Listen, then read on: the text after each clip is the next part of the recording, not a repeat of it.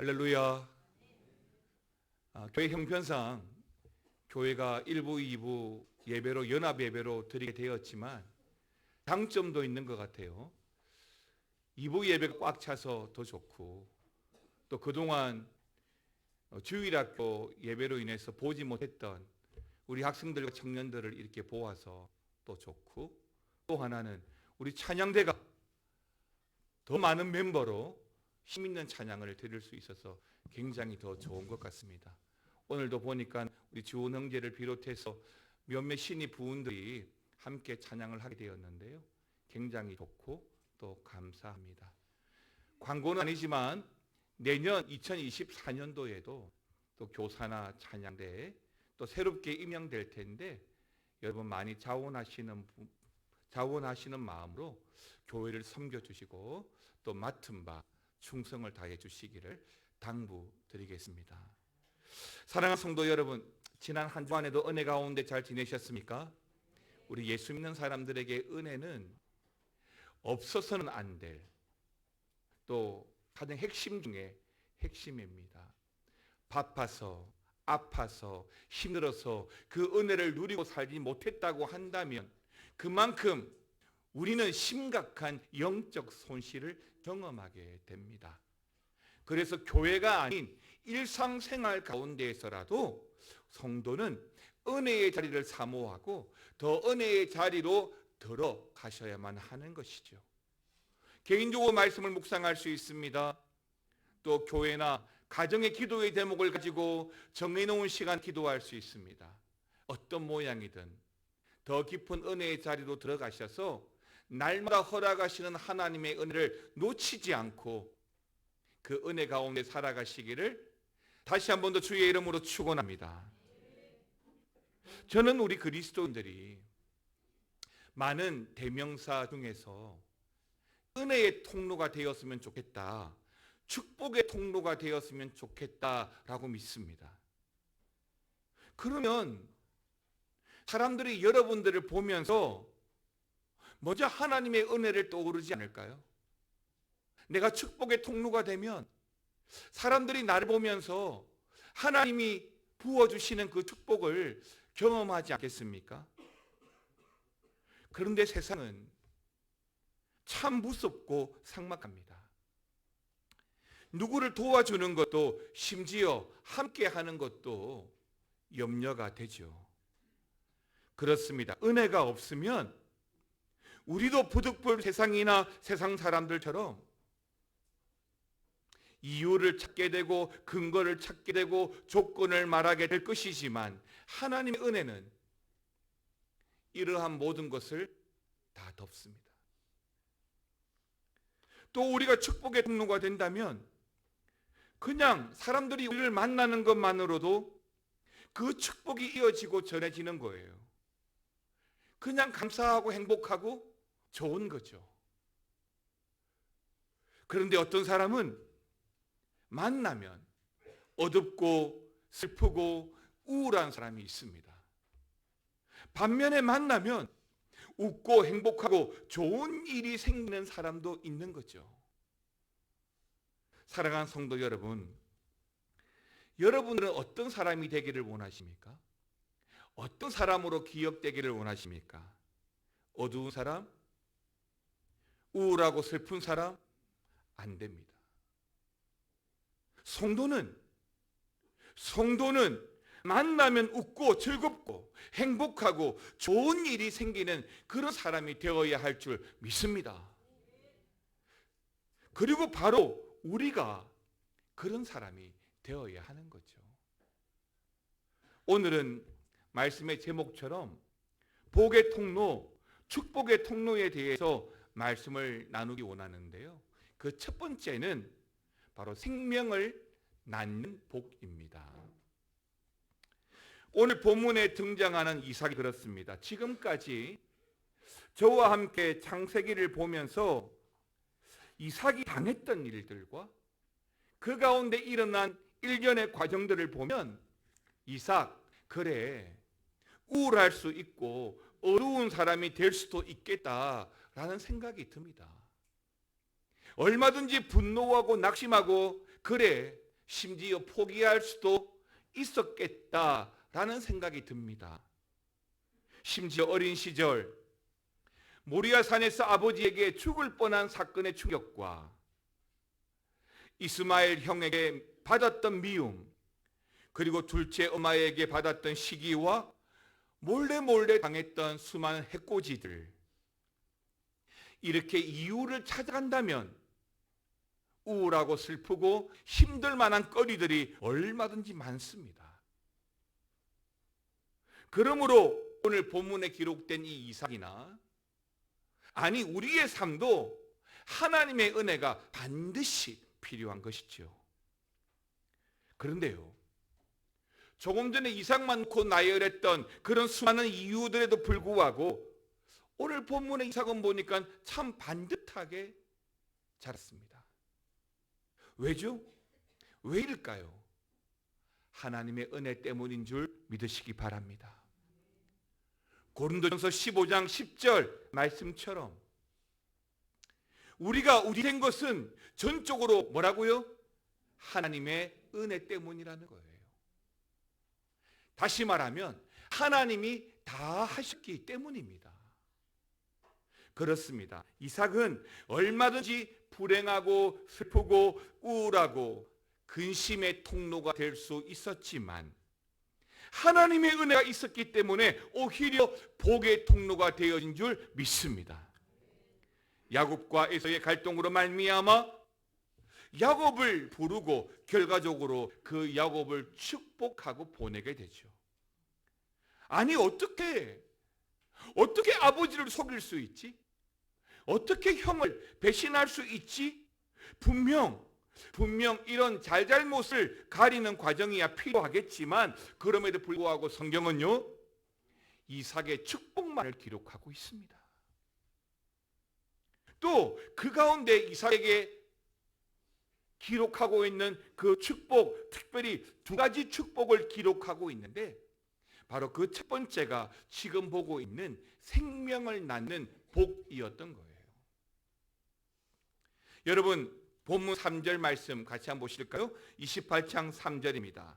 전능하신 하나님이 내게 복을 주시어 내가 생육하고 번성하게 하여 내가 여러 족속을 이루게 하시고 아멘입니다. 그러니까 뭐가 복이라는 거죠? 생명을 낳는 것이 복이라는 거예요. 물론 여러 가지 복을 말할 수 있겠지만 무엇보다도 오늘 성경은 생육하고 번성하는 것이 복이라고 말씀하고 있습니다. 여러분 우리나라는 고령화되는 인구 못지않게 출산율의 저하로 국가적 위기를 당하고 있습니다. 지난 2020년도에 대한무역투자진흥공사인 코트라는 해외 취업을 위해서 화상 면접을 한 적이 있었습니다. 그러니까 직장을 구하려는 그 구직자들에게 지원한 회사 담당자들을 컴퓨터 온라인으로 연결시켜 주어서 화상으로 면접할 수 있도록 프로그램을 만들었던 것입니다. 물론 2020년대 이 당시에는 코로나 바이러스로 인해서 대면 면접이 어려워지기 때문에 급하게 만들어낸 아이디어죠. 근데 그 당시에 일본 기업이 코로나에도 불구하고 구직자들에게 가장 인기가 많았었는데 화상 면접에 참여한 기업의 80%가 일본 기업이었습니다. 그리고 채용 규모 또한 전체 국가들 중에 72%로 가장 일본이 많았습니다. 그런데 왜 일본이었을까요? 사실은 일본은 미래가 아닌 앞으로가 아닌 지금 현재 저출산으로 말미암아 노동력의 부족 현상을 심각하게 겪고 있는 가장 대표적인 국가이기 때문입니다. 그리고 우리나라 역시도 뭐잖아 그렇게 될 거라고 모두가 예상하고 있습니다. 그러니까 뭐죠? 사람이 없다는 거예요. 일할 사람이 없다는 겁니다. 충청도에 출산율에 대한 기사를 보았습니다. 사망률이 출산율을 앞질렀다는 기사였습니다. 한 나라의 인구 유지를 위해서 몇 명이 필요하냐? 매년 최소한 출산율이 2.1명이 넘어서야 한답니다. 그런데 우리나라는 2022년 기준입니다. 0.68입니다. 그러니까 전 세계 어디에도 전례를 찾아볼 수 없는 수치를 기록하였고, 심지어 올해 8월 기준에는 44개월 연속으로 총 인구수가 감소하고 있는데, 문제는 이 인구에 대한 수치가 지금 현재 일본보다 훨씬 더 빠른 속도로 초고령 사회로 진입하고 있다는 거죠. 그럼 이 수치가 통계적으로 나와 있고 또 누구나 미래에 대해서 말을 하면서 왜 자녀를 낳지 않는 걸까요? 물론 낳지 못하는 경우도 있습니다. 하지만 그보다 더 근본적인 문제는 뭐냐면 자녀를 낳지 않는다는 거예요. 그렇습니다. 자녀를 많이 낳을 때 부득불 들어가게 되는 에너지, 시간, 경제적 비용이 너무 크기 때문이죠. 그래서 요즘은 정부의 인구 정책과 상관없이 한 가정의 경제 원리, 또 부모의 생각에 따라서 출산을 결정하게 되는 겁니다. 그러니까 여러 명을 낳으면 육아도 힘들고 자녀 공부도 제대로 못 시키고 옷이나 맛있는 것도 제대로 뒷바라지 못할 바에야 차라리 한 명만 낳거나 낳질 않는 거죠. 자, 그런 의미에서 사회적 제도와 지원은 절실하다고 봅니다. 그리고 또 하나, 지금 우리나라는 어떤 문제가 또 위험하냐면 생명에 대한 경시풍조가 만연해 있다라고 하는 겁니다. 한동안 계속적으로 뉴스에 등장하는 게 뭐예요? 어린 영아나 유아, 학대 및 살인, 유기 사건들이 계속적으로 나왔습니다. 2016년도에 대구, 평택, 포천, 2019년도에 인천, 2020년도에 원주, 창녕, 천안, 목동, 정안이 사건, 2021년도에 화성 아동 학대 사망 사건 등등등등. 이러한 시국에 우리 그리스도인들은 영적 경각심을 가져야 합니다. 그리고 낙태와 전쟁에서 벌어지는 생명 경시도 있습니다. 어떤 이들은 인권을 말합니다. 그러면서 낙태를 옹호하지만 그러나 인권보다 훨씬 더 중요한 게 뭐냐면 생명이에요. 영혼입니다. 그런 육신의 생명뿐만 아니라 우리 영혼의 생명을 살리는 일 역시 정말 중요하기 때문에 소중하게 다뤄야 된다는 것이죠. 특히 교회는 영혼 살리는 일이 최종 목적입니다. 그래서 교회의 사역과 모든 목양의 포커스가 그 영혼에 있죠. 인격 살인이라는 말이 있습니다. 익명성이 보장되는 인터넷 댓글을 통해서 누군가를 죽이고 살리는 일이 너무나 많이 일어납니다. 우리 대한예수교 장로회 합동교단의 한 총회장 출신의 목사님께서 이런 말씀을 하셨어요. 살리는 일에는 가담해도 죽이는 일에는 가담하지 마세요. 물론 정치적인 근거에 대한 말씀입니다. 하지만 여러분, 성도들은요, 우리 예수 믿는 사람들은요, 남을 죽이는 일에, 남을 몰아가는 일에 절대 가담하시면 안 됩니다. 이건 제가 가진 소신이기도 한데요, 아무리 옳고 공정한 일이라고 하더라도 그 결정으로 인해 누군가가 다치거나 죽거나 그러면 나서지 말라는 거예요. 물론 공의가 실천되어져야 합니다. 그럼에도 그 일은 하지 않아야 합니다. 왜? 하나님이 기뻐하지 않습니다. 이삭은 아버지 아브라함처럼 참으로 위대한 민족의 조상, 믿음의 조상이 된 게 아니었죠. 모세처럼, 다윗처럼, 다니엘처럼 그렇게 성경적으로도 특출한 사람이 아니었습니다. 그런데 이삭은 성경이 어떻게 말하고 있어요? 축복하는 사람이에요. 축복의 통로였습니다. 이삭을 만나면요, 그냥 기분이 좋아요. 웃게 되고 즐겁고 행복해요. 평안하고 내가 복의 근처에 가게 됩니다. 생명이 넘치는 일들이 일어나고 생기 발랄하고 또 그 가운데 하나님이 함께 하십니다. 여러분, 우리 예수님도 마찬가지지 않습니까? 예수님이 가시는 곳은 어떤 곳이었습니까? 슬픔이 있습니다. 고난이 있어요. 고통이 있고 십자가가 있습니다. 그런데 그 슬픔이 변해서 기쁨이 되고 걱정이 소망이 되고 죽음이 생명이 되었던 줄 믿습니다. 십자가도 그렇죠. 죽음을 생명으로 바꾼 역설이 바로 십자가니까요. 십자가는 죽을 수밖에 없던 우리에게 생명을 선사하는 것입니다. 오늘 본문에 등장하는 이삭이 그렇다는 거예요. 우울한 슬픔, 분노의 과거가 있습니다. 그런 사람이 될 충분한 이유들이 있었습니다. 하지만 그럼에도 불구하고 그는 하나님의 은혜로 축복한 사람, 생명을 나누어 주는 사람이 되었습니다. 사랑하는 성도 여러분, 우리 하나 되는 교회 성도 여러분, 우리 모두가 그랬으면 좋겠습니다. 은혜로 축복하고 위로하고 생명을 나누어 주는 그런 축복의 통로가 되시기를 주님의 이름으로 축원합니다. 우리 인사하겠습니다. 옆 사람에게 축복의 사람이 됩시다. 한 번 더요. 당신이 축복의 사람입니다. 두 번째, 오늘 말씀을 통해서 우리가 보게 되는 것이 뭐냐면 나그네예요. 나그네. 약간은 이해가 안 되죠. 나그네로 사는 것이 복이다라고 성경은 말하고 있어요. 그러니까 야곱을 향한 두 번째 축복은 나그네 인생에 대한 것입니다.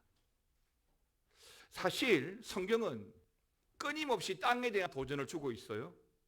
그 땅을 차지하라는 말을 계속하고 있지만 그 속에는 인생에서의 축복, 그러니까 나그네 삶에 대한 메시지가 들어있는 겁니다. 여러분 4절 말씀 같이 읽겠습니다. 시작.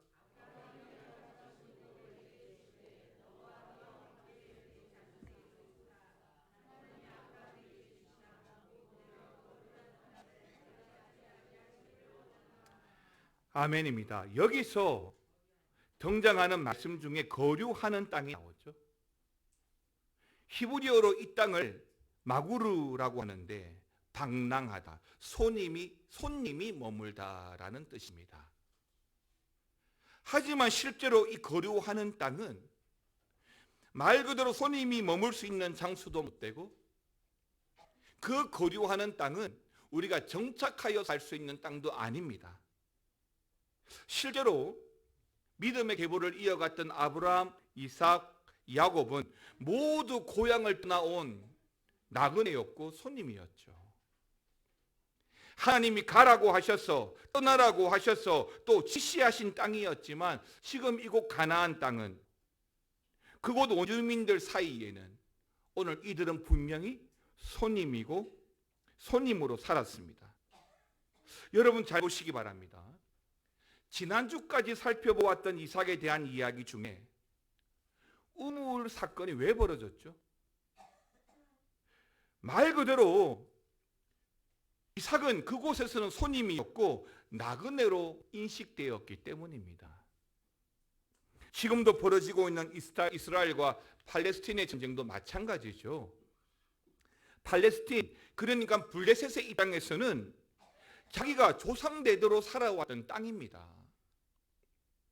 이 가나안 땅, 이스라엘, 그러니까 하나님이 가라고 하셨던 뭐라고 하셨던 그 땅은 이 블레셋의 땅이에요. 그러니까 그들 입장에서는 지금 이들 이스라엘, 현재 이스라엘 손님이고 나그네죠. 그래서 전쟁이 일어나는 겁니다. 하지만 여러분, 왜 하나님은 아브라함을 갈대아 우르에서 불러내었을까요? 굳이 왜 가나안 땅일까요? 그리고 그 이후에 모세를 통해서도 왜 가나안 땅이죠? 그냥 애초에 떠나지 말고 그냥 그 갈대아 우르에서 얼마든지 하나님을 믿을 수 없나요? 그러면 충분히 하나님과 함께 하나님을 예배하며 살 수 있는 거잖아요. 여러분, 여러 답이 있겠지만 저는 그 이유를 나그네 인생으로 연습시키기 위함이라고 믿습니다. 아브라함이 그랬고 요셉, 야곱, 심지어 모세, 엘리야도 마찬가지예요. 그들은 홀로됨, 때로는 버려짐, 때로는 방치됨, 때로는 쫓겨남, 그런 외로운 곳에서 하나님을 찾고 하나님을 의지하고 묵상하도록 그들이 가지고 있는 것, 누리고 있는 모든 것이 내 것이 아니라 언젠가는 다 내려놓고 갈 것을 잊지 말라는 것이죠. 사람들은 마치 내가 100년, 1000년, 만년 살 것처럼 살아갑니다. 지금 내가 가지고 있는 이것이 전부 다 내 것이라고 생각하고 꽉 움켜쥐고만 살아갑니다. 그런데 나그네는 어때요? 내 것이 없어요. 이 땅도요, 이 집도요. 그럼 어떻게, 어디로 가야 되죠? 예, 하나님이 가라시는 땅에 가시면 됩니다. 하나님이 멈추라고 하시면 멈추면 되고요. 또다시 하나님이 가라고 하면 가시면 됩니다. 그 속에서 우리가 얻게 되는 은혜가 뭔지 아십니까? 하나님이 함께 하시는 거예요. 그리고 하나님께서 우리 걸음들을 이끌어 가신다는 것입니다. 이걸 알고 살아가는 게 은혜죠. 내 힘으로 내 능력으로 할 수 있다 말할 수 있겠지만 다 내려놓고 하나님의 은혜로 하나님이 아니면 할 수 없음을 고백할 때 비로소 이 나그네 삶의 이유와 목적이 이루어지는 것입니다. 물론 나그네로서 가난하게 살아라 라고 하는 것이 아닙니다. 하나님께서 복 주셔서 아브라함 역시 겁으로 살았죠. 이삭도 굉장한 겁으로 살았습니다. 그러니까 나그네로 산다라고 하는 것은 집착하지 않는다는 거예요. 이게 바로 복이라는 거예요. 여러분, 보통 장례식 이후에, 부모의 장례식 이후에 형제들 사이에 다툼이 일어나는 경우가 있는데 그 이유는 10중 9은 재산 때문이에요. 그러나 그 유산보다 더 중요한 게 뭘까요? 사랑이고 화목이에요. 또 하나 나그네로 산다는 것은 많이 가졌으면, 내가 많이 가졌으면, 많이 받았으면 감사라는 거예요. 이게 복이죠. 여러분, 헌금의 관점도 마찬가지입니다. 하나님께로부터 왔으니 다시 돌려드린다는 의미가 있는 거예요. 제가 헌금 설교를 잘 안 하지만 오늘은 두 가지 정도 강조하고 싶은데요. 그 하나가 11조입니다. 11조는 성도의 의무죠. 하지만 동시에 축복의 통로입니다. 교회에서 장로, 권사, 안수집사, 심지어 명예 권사를 세울 때 그 자격으로 제일 먼저 보는 것이 예배 생활이에요. 또 봉사 생활입니다. 그리고 하나 반드시 보는 게 바로 헌금 생활, 즉 11조입니다. 왜죠? 11조가 의무니까요. 11조가 또 하나 복의 통로니까요. 여러분, 말라기 3장 10절 말씀 보겠습니다. 같이 읽겠습니다. 만군의 여호와가 이르노라, 너희의 온전한 11조를 창고에 들여 나의 집에 양식이 있게 하고 그것으로 나를 시험하여 내가 하늘 문을 열고 너희에게 복을 쌓을 곳이 없도록 붙지 아니하나 보라. 뭘 보라는 거죠? 하나님이 축복 주시는 것을 보라는 거예요. 그리고 감사헌금에 대해서도 마찬가지입니다. 감사하는 삶에 감사의 제목이 늘어나야 합니다. 불평, 불만, 원망들, 여러분 멀리 하십시오. 예수 믿는 사람들은요, 그 입에 불평, 원망, 불만 다 내쫓아야 합니다. 내가 아무리 옳아서 뭔가를 말하고 싶을지라도 여러분 하지 마십시오. 특별히 하나님 앞에 예배할 때는 여러분 제물, 번제물 드리는 게 맞습니다. 성경은 형편에 따라서 소든 양이든 심지어 비둘기까지도 말하면서 제물을 통해 받으시는 하나님을 통해 오히려 우리가 더 받게 되는 은혜와 그 복을 보여주고 있습니다. 그리고 또한 나그네의 삶이 우리에게 복이 되는 것은 많이 가졌으면 나누라는 거예요. 근데 성경은 이게 복이라는 거죠. 어려운 가족, 이웃에게 베풀라는 겁니다. 한 번씩 우리 교회에 미자립 교회나 선교사님이 찾아오실 때가 있습니다. 그러면 저는 교회를 통해 작지만 선물이라도 교통비라도 꼭 드리죠.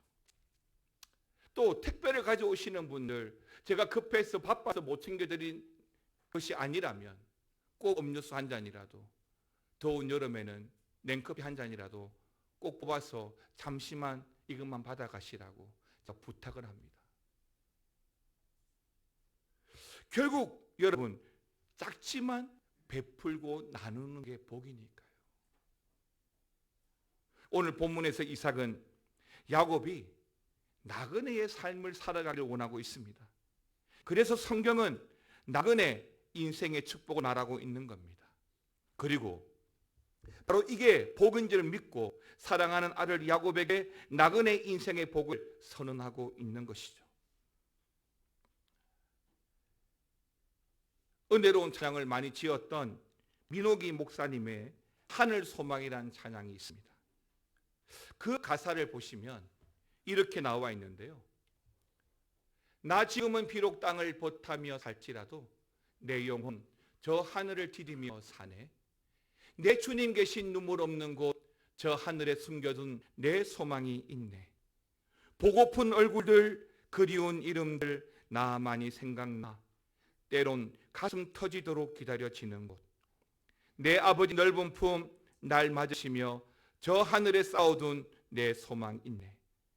주님 그 나라에 이를 때까지 순례의 걸음 멈추지 않으며 어떤 시련이 와도 나 두렵지 않네. 주님과 함께 걷는 이 길에 라는 찬양입니다.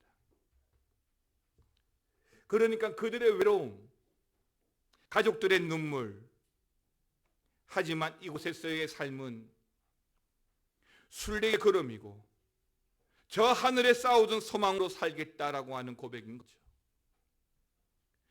그러고 보면 바로 이것이야말로 우리 성도들에게 진짜 축복이 아니겠습니까? 미국의 척스윈돌 목사님은 이렇게 말했습니다. 웃음은 하나님께서 인류에게 주신 가장 아름답고 유익한 치료법입니다. 그렇죠. 웃음은 아름다운 얼굴을 만드는 최고의 화장품이 맞습니다. 그리고 우리의 마음을 화장하는 그 웃음은 그 어떤 화장품보다 더 눈부신 매력과 화사한 생기를 우리 얼굴에 불어넣어 줍니다. 그러므로 그 웃음은 분명 하나님이 주신 축복입니다.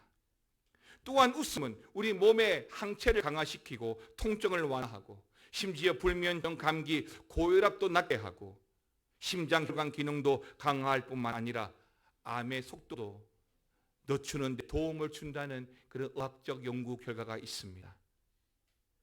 잠언 17장 23절은 이렇게 말합니다. 마음의 즐거움은 양약이라도 심령의 근심은 뼈를 마르게 하느니라. 즐거움은 양약이 되지만 근심은 우리의 뼈를 마르게 한다. 사랑하는 성도 여러분, 갑자기 왜 웃음이야 하시겠지만 저는 여러분들이 그렇게 웃음의 통로가 되고 축복의 통로, 생명의 통로, 나그네의 인생을 삶으로 보여주는 통로가 되어서 여러분의 자녀에게 복을 전하는 부모가 되고 우리 하나 되는 교회의 후배요, 선배요, 성도가 되시는 여러분 되시기를 바랍니다. 오늘 말씀은 제가 그동안 전했던 이삭 시리즈의 마지막 말씀입니다. 그래서 오늘 본문은 창세기 35장 27절과 29절 말씀을 제가 포함한 거예요. 성경은 야곱이 180세까지 살다가 열조에게 돌아간 내용을 다루고 있기 때문에 앞선 본문 창세기 28장 이후 이삭의 이야기는 오늘 여기서 그 자취를 감추게 됩니다. 그러나 야곱과 요셉을 통해서 이미 끝난 그 이삭의 이름은 무려 10번이나 거론되고, 그리고 이삭의 이름이 거론될 때마다 성경은 축복의 사람, 복의 통로로 거론하는 것을 보게 됩니다. 저와 여러분의 이름도 앞으로 우리 하나 되는 교회 후배들에게 그렇게 기억되고 그렇게 거론되었으면 좋겠습니다. 저 장로님, 오래전 작고하신 그 권사님, 그 집사님 정말 좋았는데, 이런 기억들 말이죠. 어두운 이름, 아무랬던 이름, 불평하는 이름으로 거론하지 말고 감사하고 나눌 줄 알고 베풀 줄 아는 이름으로 남는 우리가 되기를 바랍니다. 사랑하는 성도 여러분, 우리가 복의 통로가 되면 하나님은 우리를 통해서 그 복을 전하실 것이고, 우리가 은혜의 통로가 되면 하나님께서는 우리를 통해서 하나님의 은혜를 전하게 하실 것입니다. 남은 올 한 해와 또 내년 한 해에도 그런 하나님의 은혜의 통로, 복의 통로가 되시기를 우리 주님의 이름으로 축원합니다. 원컨대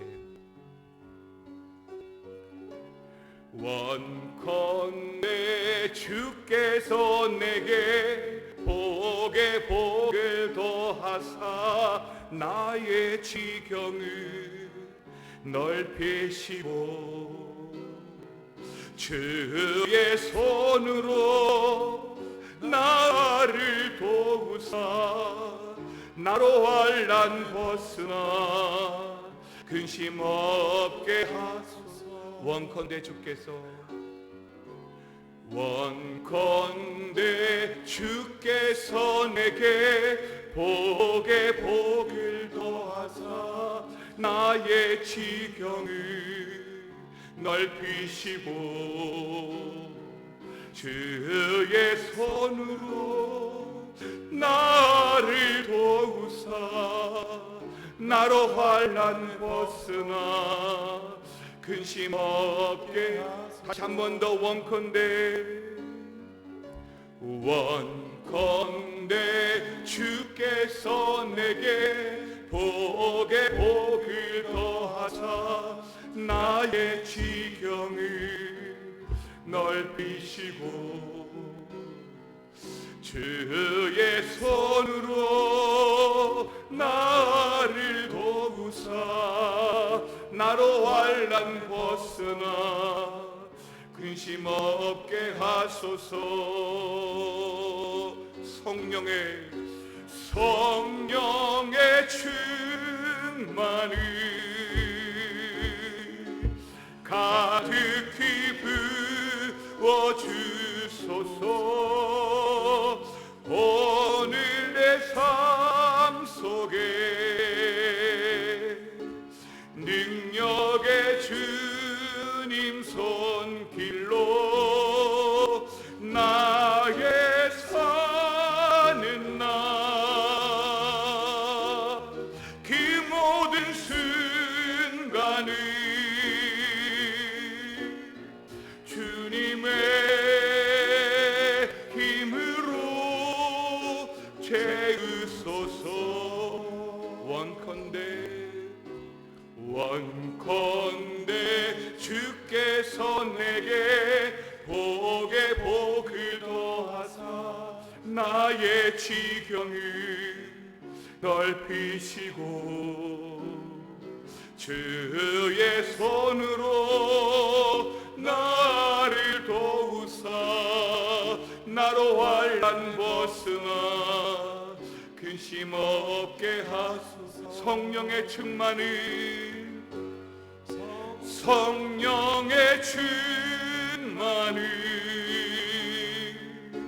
가득히 부어주소서. 오늘 내 삶 속에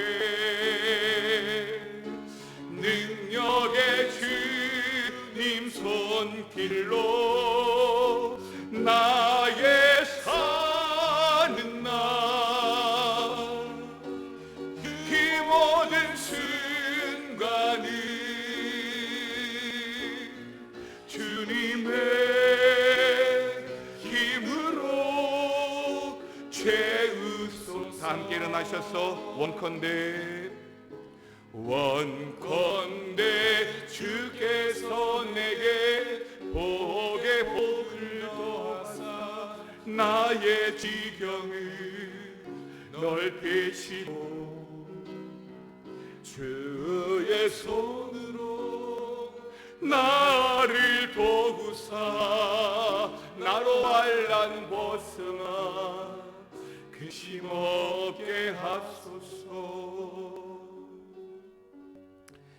은혜와 사랑이 많으신 아버지 하나님, 오늘 창세기 28장 아니 35장을 끝으로 이삭의 이야기는 끝이 나지만 28장을 통해서 하나님은 우리에게 축복의 통로가 되라고, 은혜의 통로가 되라고 말씀하십니다. 하나님, 때론 떠나가야 했고 수없는 손실과 고난과 위기와 아픔이 있었지만 그럼에도 불구하고 그 나그네를 통해서 하나님께서 우리에게 허락하시는 영적 유익을 바라보게 하시고 나그네로서 저 천국 소망으로 끝까지 믿음으로 달려갈 수 있도록 주여 주의 복을 허락하여 주시옵소서. 지금은 우리 주 예수 그리스도의 은혜와 아버지 하나님의 놀라우신 사랑과 성령의 감화감동, 교통 충만, 역사 위로하여 주심이 축복의 통로로, 은혜의 통로로 기억되고 살아가기 원하는 우리 하나되는 교회 모든 성도들 위해 영원토록 함께 있을지어다. 아멘.